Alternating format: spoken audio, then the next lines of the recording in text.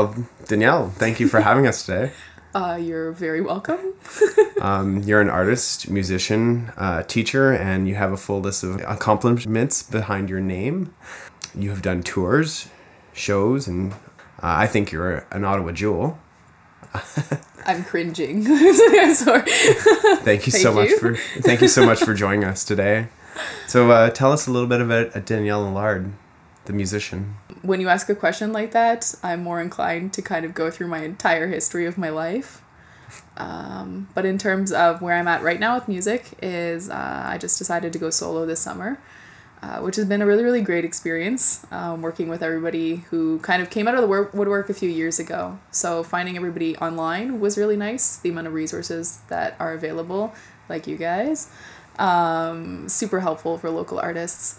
So this summer, I was immediately looking for work kind of right away, designing my website and business cards in like 48 hours and getting them printed to get shows. So I was very lucky to end up at Lower Town all summer, which is continuing into the fall. And now just getting back on my feet musically, writing a lot. And I would say if I had to define my style as who I am as a musician, I guess it'd be like jazz, folk, pop. Where did you start off? Oh, where I started off. I started singing when I was 7. So my first public show musically was when I was 9. My first public show technically is when I was 3. It's because I threw enough temper tantrums that my mom let me take dance class. That's how it's done, kids. Yeah, throw temper tantrums. And so I started singing publicly when I was 9. I started training when I was 12. And then I ended up going to Canterbury. So the amount of musical experience you get just from kind of doing normal high school things for half the day and then this super intensive arts program for the other half. We had choirs, we had mandatory rehearsals for everything. My first band experience, I'd say, would be a really fantastic Motown group called Otis Lives. So I was also part of the school. There was 12 of us in the band, like you had the full horn section and everything else. And I started writing and learning guitar. So I was very lucky to go to a high school where if you wanted to be a cool kid, you had to learn how to play guitar. Not bass? No, surprisingly, it was not bass. It was all about the guitar. So I started writing when I was 14. And my first band was when I was 16, called Far From the Trees. And there's still active members in the city playing all over the place, which is really nice to see. And that kind of got me into the bar scene with like you're playing in Zaphods when you're 17 and you've got the big black X's on your hands. It's like, do not feed the minors. So I guess that's where I came from. I still wanted to pursue music, but in a very casual capacity after high school. So I went to university for something completely different.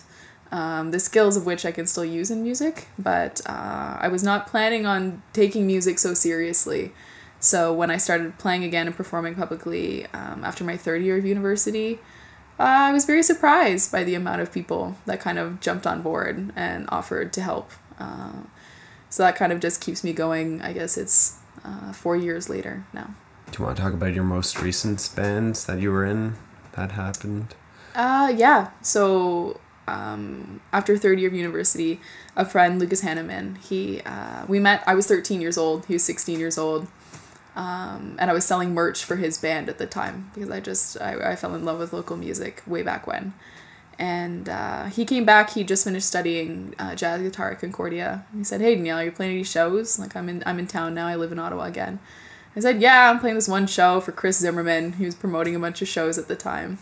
And he used to call me in the last minute. So I'd play like one show a year. I'd say, "Hi, I need someone to fill in this show." I said, "Okay, I'll come." Play 20 minutes worth of music. And so I just invited Luke because I was like, "I'm playing this week. Join us." And something was born that night. People wanted to see us again. So I said, "Okay, I guess I should keep booking however you do that, however you do any of this." And we just kind of threw a press kit together, really learned everything as we went. I had no idea what I was doing at all, but we just kind of kept playing a show, and then that would lead to another show.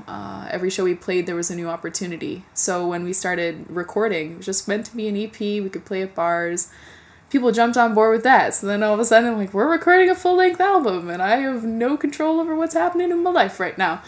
And it turned out super well, and it was a really, really great learning experience.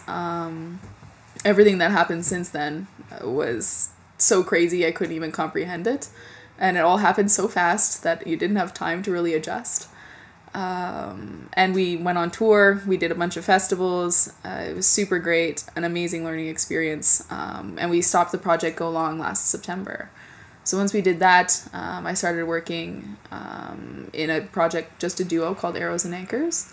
And so most recently, I just decided to go solo this summer. So it's interesting trying to write on my own. So these projects were really important for me musically in order to grow, because I think collaborating is just so important in the beginning of what you're doing, because you don't know what you're doing. So it's really nice to work with these really well-established musicians who have so much writing experience that I finally have the confidence this summer to kind of go it on my own and try to write all of the lyrics and the music. So in those projects, I always focus on the lyrics. Writing was always my strong suit. Thinking musically, I think it's such an amazing accomplishment. And when I meet musicians who can think musically and write that way, it's just so inspiring. If you could collaborate with anyone dead or alive, who would you do? I'm super into Sia. I just saw her performing, and the fact that just seeing her performing, and I was very confused with the fact that she didn't perform by showing her face to the camera. So I started watching some interviews of her, and she was still not looking at the camera, and she just does not want to be famous. And I'm like, I get you, because again, that's people's first response in this too. So you should be famous. You're clearly a musician, and what you want is fame, and what you need is fame. And it's like, I don't really want to not be able to walk down the street. I like the certain level of anonymity, and I like the opportunity to do so many things in life. So the idea of that. So when I saw Sia, and I think she just keeps throwing hits out, and she writes them in 10 minutes, records them in 20 minutes, and then she's just riding on that for a year, and I think it's just extraordinary. You've toured the country. Did you go from east to west? Did you go full length across the country, or? We did the East Coast. You did the East Coast. Yeah. So what we did is we went from Ottawa, we went down to Windsor in a week. So we did 7 shows in 7 days in 7 cities. Super fun. Super fun. In an RV, which saved my life. Like, had we not had that, Luke's dad took us in the RV, we would have been sleeping in a van in the parking lot. Which some of the venue owners, they were very sympathetic to us, because in that leg of the tour, we were driving through all these student towns, so promoting was just a nightmare, and some of them were super quiet shows. And we had this very nice venue, the Moonshine Cafe in Oakville. Almost no one there. And they were so sweet to us, and they fed us, and they're like, oh, it's fine. The sheepdogs were just here right before their single came out, and they had to literally sleep in the parking lot. At least you have an RV to go back to. I said, okay, I guess I feel better about this, but I'm still going to finish this glass of wine and contemplate what I'm doing and then get back in the RV. But then we came back, and we had a week in between. We did a couple shows here in the city. I had to submit my thesis then. Party. And then I did another week, so we went from here all the way to Halifax and back. And that definitely lifted our spirits, because just the trek out there, we weren't so student focused, and we got to open for a couple of bigger names, so there was definitely a crowd at some of the shows. Plus the East Coast is a riot. So you played some shows around Ottawa. Who did you enjoy playing with on the same bill as? I think the first band I've got to kind of give a shout out to is Arms of the Girl, because I'm also employed during the day because of Carolyn, the fantastic singer. I love Carolyn in Arms of the Girl. She is just a treasure. We met at the Live 88.5 Big Money Shot songwriting workshops. And I mean, you walk in there, and I was never one to make a big deal over like men and women in the scene until I walked into this room. There's 15 bands there, and there's 2 women. I was like, hey, we're clearly going to talk. So we kind of just hit it off right away, and now I've been on the bill with her since then, which was so great. Other bands that I super love, Garden of Weeds. I just think they're super chill. They're super great to watch. And the Lionels, we worked with them at the Big Money Shot, and then, I mean, just the work they put into ELE Fest is really, really great. Going to your creative process, where do you draw your inspiration to create your own music? Necessity. I would say.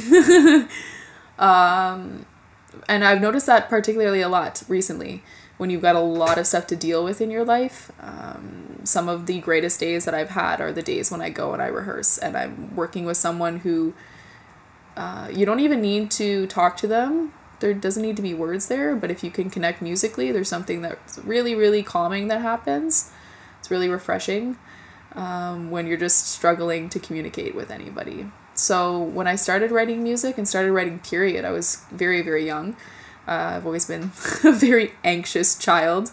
So it was always recommended that I start writing journals. But everything that I was writing, I was never drawn to writing sentences. It was always kind of poems, but never really focusing on rhyming necessarily. It's just kind of stream of consciousness. When things are kind of just exploding in life and I tend to overload myself, it's nice to have that outlet. So music became that from a very young age, and it just kind of continues today.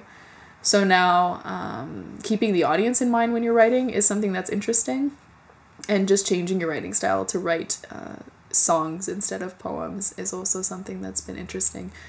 Where can people find your music and get in touch with you?